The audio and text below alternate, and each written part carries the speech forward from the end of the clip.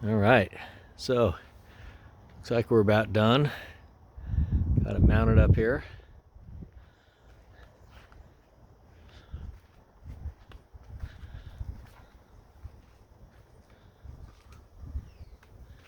Sits on there nice, just like the other one. Say the final weight on this is around 100 pounds. The wooden one that I have the other videos to was over 200 pounds. So that's really nice.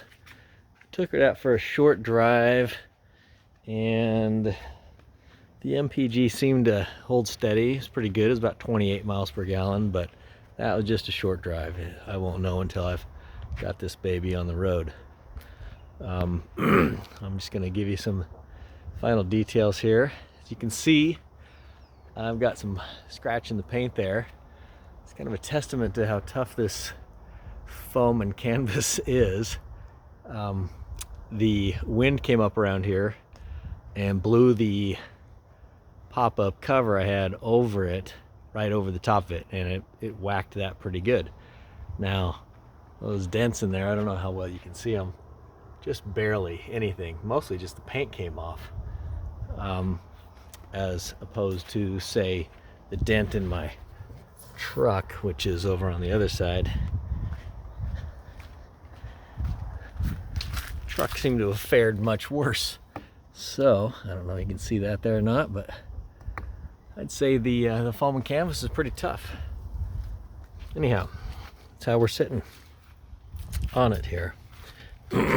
Inside, once again, we've got the spaciousness of this thing.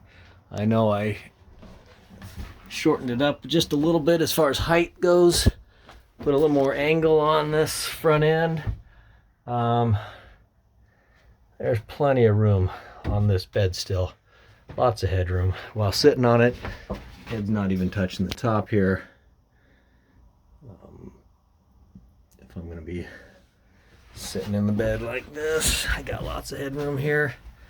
This bed, if you watch the other video, it actually slides out to whatever size I need. If I got me and another person in here, comes out. I still got room to stand up at this end. That's all right. A couple details here. There's the light. That's hooked up to the battery through the truck. I put some real thin veneer wood on the back end because that's kind of hollow. So I've got all the wiring going through it. Popping up through here. The one in the black here, that's the brake light, porch light. Let's see if I can show that to you out here. It might be a little too bright. Get the switch on the inside. Pop. That works really nice. Porch light. Had to make a little fuse box here for fuses. And all this get up here is just a reducer, power reducer, so I can adjust the speed of the fan. Got the knob right here. And then heading up here, my wiring tacked down with just some of the Velcro onto the indoor-outdoor carpet that I glued on. As you can see in here, I've got a little computer fan. Hook that up into my vent so I can crank it up if I need to. I'll vent it out of here or just leave it off for passive venting. Addition on this camper is this window. Opens up real nice. Not so easy with my hand with the camera in it, but it's really nice having a little bit of light in here. As you can see, there's a crap load of storage underneath here. I've got a storage bin I'm going to probably throw into there. Doesn't take up any room on the bed. The bed hardly takes up any room since it sits up high. I'm going to pause this for a second. Alright, let's bring this door down.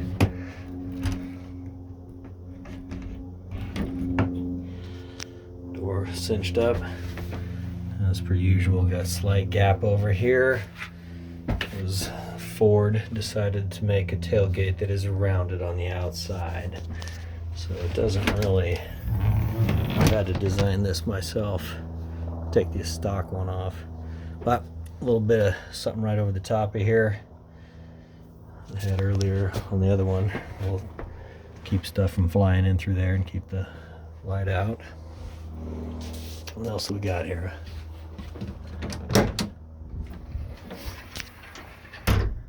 A few of the things I used here.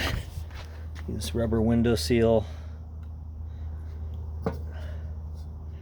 3M Super 77 multi-adhesive, multi-purpose adhesive is what I used to put the carpeting on the walls.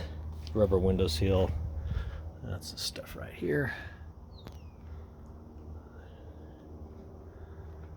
Runs up in there. It worked good on the last rendition of this. I've also got a bead of it coming along the bottom of the door, so when I shut the door it cinches down. I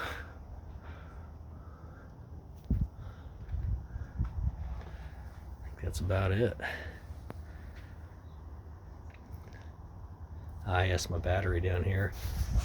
I've got, like I said, half of this is hardwired into the truck for constant power. The fuse box that I had up there connects to the battery. I'll probably move that back to the corner back here, get it out of my way.